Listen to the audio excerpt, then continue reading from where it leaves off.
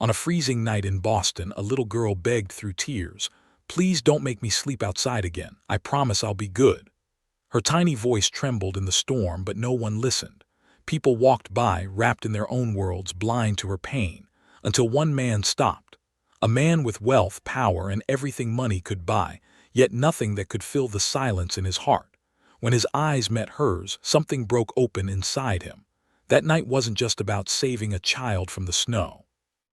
It was about saving two souls, one small, frightened, and abandoned, the other rich, powerful, but deeply alone. And when their lives collided, they would discover that love, kindness, and second chances can rebuild more than a life. They can rebuild a family. Stay with us, and don't forget to subscribe to Hidden Echo Stories for more powerful tales that remind us of the goodness still alive in this world. The night pressed down on Boston with a cold so sharp it seemed to slice through bone. Snow drifted from the sky in heavy flakes, layering rooftops, covering the empty sidewalks, and blurring the glow of street lamps into pale orbs. The city hummed faintly in the distance, muffled by winter's relentless silence. Down a narrow alley hidden from the polished lights of downtown, a child's voice cracked the quiet. "Please, don't make me sleep outside again. I'll be good, I promise." The words were so small, yet they carried a weight that cut deeper than the wind. Emily, no more than 6 years old, crouched near a dented dumpster. Her thin dress clung to her skin, wet with snow, her knees scraped and her lips trembling. She hugged a worn, stuffed bunny so tightly it looked as though she believed it could shield her from the storm. Above her stood a man, swaying, his breath reeking of liquor. His voice slurred as he barked at her, anger mixed with bitterness. "You want to act like a brat, then freeze like one."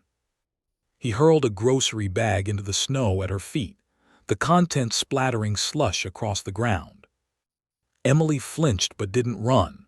She pressed herself into the corner between metal and brick, as if she could simply vanish into the shadows. Tears stung her eyes, but she forced them back, because crying never made him stop. A few streets away, Ethan Cole left the glow of the Langley Hotel. Hours earlier, he had been celebrated inside a ballroom filled with music and laughter. A multi-million-dollar deal had just been sealed, and a room of well-dressed strangers toasted his vision with champagne. Yet, as he stepped into the night, their hollow words echoed emptily in his mind. The plaque they handed him for his philanthropy meant nothing. What did it matter if he had built towers of glass and steel, when every night he returned to an empty penthouse? The cold welcomed him. It was honest, at least. His polished shoes tapped across the icy pavement, his breath clouding the air. He adjusted his cufflinks out of habit, more ritual than need, when he heard it. A sound that didn't belong in the sterile rhythm of the city. A sob, thin, desperate, and heartbreakingly young. Ethan stopped mid-step, the world around him vanishing into white silence. His chest tightened. He turned toward the alley, his eyes narrowing as the voice carried again. "Please, I don't want to be outside." His gaze locked on the small figure huddled in the snow. Bare feet, bruised knees, and eyes too wide for someone her age, and looming above her the man. "Hey," Ethan's voice cut through the storm, deep and commanding. The drunk spun around, blinking against the falling snow. "What? You talking to me, pretty boy?" Ethan didn't hesitate. His footsteps splashed through puddles as he walked closer. He wasn't a fighter. His world revolved around contracts, boardrooms, and skyscrapers. But in that moment, none of it mattered. He planted himself between the man and the girl. "Mind your business," the man growled. "She's my kid." But his words slurred, his stance wobbled, and his eyes were glazed with something far more dangerous than anger, indifference. After a long pause, he scoffed, waved a dismissive hand, and staggered back into the blur of snow. "Fine, take her. She's always whining anyway." The alley grew quiet again, save for the wind. Ethan's pulse thundered in his ears, his gloved fists clenched so tight they ached. He turned slowly. Emily's gray eyes stared up at him, wet with fear but also with something else, hesitation. She didn't move, didn't trust easily. He crouched so their eyes met at level ground. "Are you hurt?" he asked softly. No answer, only the sharp sound of her breathing. He tried again, his voice lower. "What's your name?" Her lips parted, but no words came. Instead, she whispered something else, a fragment that struck him like a blow. "This is my punishment." The words pierced deeper than the cold. Ethan inhaled sharply, a rush of old memories surfacing. The helplessness of standing outside a hospital door years ago, his sister's face fatting beyond reach. Rage and sorrow mixed within him. He couldn't leave this child. Not tonight. Not ever. Without another word, he shrugged off his tailored coat and wrapped it around her small frame. It swallowed her completely, but she didn't resist. Carefully, he lifted her into his arms. She weighed almost nothing, a fragile bundle of bone and breath. She rested her cheek against his shoulder, clutching her bunny between them as if both she and the toy could finally exhale. Ethan walked back toward the street. The snow swirled, the city lights glowed faintly ahead, but all he could hear was her small whisper against his collar. He couldn't catch the words, but he didn't need to. He had already decided she would not be alone again. The lobby of the Cole residences was usually polished to perfection, a place designed to impress investors and guests with its gleaming marble floors, soft lighting, and curated fragrance of cedarwood and white tea. But that night, the grandeur felt hollow. Every detail cracked the moment Ethan stepped through the revolving doors with a barefoot child in his arms. Maya, his sharp-eyed assistant, froze near the elevators, files slipping slightly from her hands. "Sir," she whispered, her voice a mixture of shock and uncertainty. Ethan didn't reply. His focus was on the trembling weight against his chest, her tiny fingers clutching his coat as though letting go might mean falling back into the snow. He walked past the concierge and the doorman, both too stunned to react, and pressed the elevator button with steady resolve. The ride upward felt eternal. The hum of the elevator echoed in the silence between them. Emily's head rested on his shoulder, her curls damp and clinging to his tie. The stuffed bunny was wedged between them, its worn ear brushing against his jaw. She didn't speak. She didn't even whimper. She simply held on. When the doors opened to the penthouse, Ethan hesitated for a brief second. His home had always been immaculate, glass walls, sleek furniture, expensive art on display. But tonight it felt foreign even to him. Wealth had never looked so sterile. He stepped inside and gently placed Emily on the oversized sofa. She seemed so small against the expanse of leather cushions. For a moment, she simply stared wide-eyed, as though the warmth and the glow of the fireplace were illusions she couldn't quite believe. Ethan quickly raised the thermostat, then fetched a thick wool blanket from the linen cabinet. Kneeling in front of her, he wrapped it carefully around her shoulders. "You're safe now," he said softly, though his words seemed to drift past her like snow in the wind. She curled her knees up to her chest, burying her face in the blanket, and stared silently into the flames. Ethan stood in the kitchen a moment later, hands moving automatically as he warmed milk on the stove. He hadn't made hot chocolate in years. He wasn't even sure why he still kept the mix in his cupboard. But tonight, it felt like the only thing he could offer. As the milk steamed, his phone buzzed repeatedly with alerts from his assistant, his board, and investors across the city. He ignored them all. Some things couldn't wait. When he returned with the mug, he crouched down again, holding it out gently. "I'm Ethan," he said, his voice patient, steady. "You don't have to tell me anything. Just try this." Emily didn't reach for the cup immediately. Her eyes flicked from the mug to his face, then back again. Finally, her small voice whispered, "I'm used to waiting, but I don't like locked doors." The words made his chest tighten. More than fear, there was memory in them, as if she had spent too many nights trapped on the wrong side of bolts and chains. Ethan shook his head gently. "I don't lock doors," he said. "Not unless someone inside needs to feel safe." For the first time, her eyes really met his. Gray, soft, exhausted, but still searching. Slowly, she reached out, her hands trembling as she wrapped them around the warm mug. She held it as if it were the most precious thing she'd ever touched. After a long silence, she whispered, "Emily. My name's Emily." Ethan smiled faintly. "It's good to meet you, Emily." Her voice grew softer as she added, "My mom, she's sick, in a place with beeping lights." The image pierced him instantly. He didn't need her to explain further. Hospitals, machines, absence. The memory of his sister resurfaced like a ghost. He steadied himself, swallowing the ache, and simply nodded. That night stretched into something unfamiliar. Ethan turned on the fireplace, brought her more blankets, and left the lights soft instead of bright. When he thought she had fallen asleep on the sofa, he draped one more blanket over her. But then he felt the tug on his sleeve. Emily's eyes peeked open. "Don't send me back," she whispered.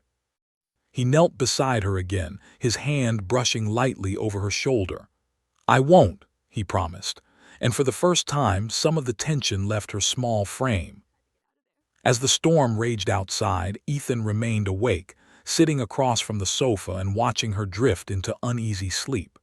He realized then that this wasn't just about saving a child from the cold. Something in him had shifted.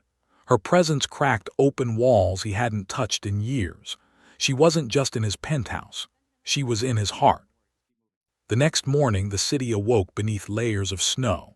Ethan stood at the kitchen counter, staring blankly at the headlines on his phone: missed calls, delayed projects, an avalanche of business demands. For once, he pushed them all aside. Behind him, Emily sat curled beneath the blanket, watching the fireplace. She looked fragile but no longer frozen. And in that simple sight, Ethan found a kind of warmth he had never known. Hospitals had always unsettled Ethan. The sterile smell of antiseptic, the steady beeping of monitors, the faint echo of hurried footsteps, it all pressed on his chest like a weight he couldn't shake. Yet now, as he guided Emily through the corridors of Mercy Hill, he forced himself to stay steady. Her small hand clung to his coat, her stuffed bunny tucked against her chest like a shield. When they reached the ICU, a nurse guided them to room 428. Inside, Julia Rivers lay still against the pillows, her face pale, an oxygen tube tracing over her cheeks. Machines hummed softly, keeping fragile life tethered to the present. Emily climbed onto the bed, curling against her mother's side. "I waited for you," she whispered. "You never came." Ethan stayed at the doorway, the memory of his own sister's still form threatening to drag him under.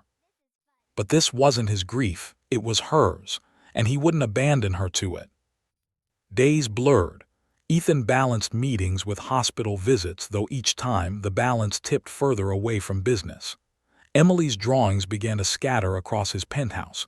Stick figures, stars, houses with crooked chimneys. She never said much about them, but Ethan didn't need explanations. He saw the hope stitched between crayon lines. For the first time in years, his home felt lived in. Then came the disruption. A caseworker from Child Protective Services arrived without warning, holding a folder and a rehearsed expression. "We've received a custody request from Emily's biological father," she announced in the hospital lobby. "He's petitioning for emergency reinstatement." Ethan's blood ran cold. He remembered the man in the alley, his drunken sway, the cruelty in his voice. "That man left her barefoot in a snowstorm," Ethan snapped. The caseworker's tone softened, but her words carried iron. "Legally, he's still her father. Until the court rules otherwise, we must proceed carefully." In Julia's room, the news hit harder than any storm. Julia's hands curled into fists on the blanket, her voice breaking. "No, he can't have her back, not after everything." Ethan knelt beside her, his jaw tight. "Then we fight, and you won't fight alone." What followed was weeks of preparation. Ethan assembled his legal team, gathered evidence, and stood firmly beside Julia. The courtroom felt colder than any blizzard. Benjamin Rivers, unshaven but smug, sat across the aisle, convinced he still owned the child he had nearly destroyed. The prosecution laid out reports of past abuse, police complaints, hospital records, but the turning point came with a voicemail recovered from Benjamin's own phone. His voice growled through the speakers, full of venom. "If you leave me, you won't make it far. The roads aren't always so kind." Gasps rippled through the room.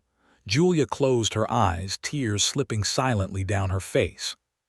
Then came the mechanic's testimony. Photos revealed cleanly sliced brake lines, evidence of sabotage. The courtroom fell into stunned silence. Benjamin erupted, shouting accusations, but the judge silenced him with a single command. Finally, Julia took the stand.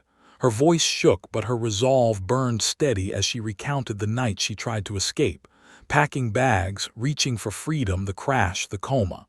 "I failed her once," she said, looking at Emily, who sat hugging her bunny. "I won't do it again."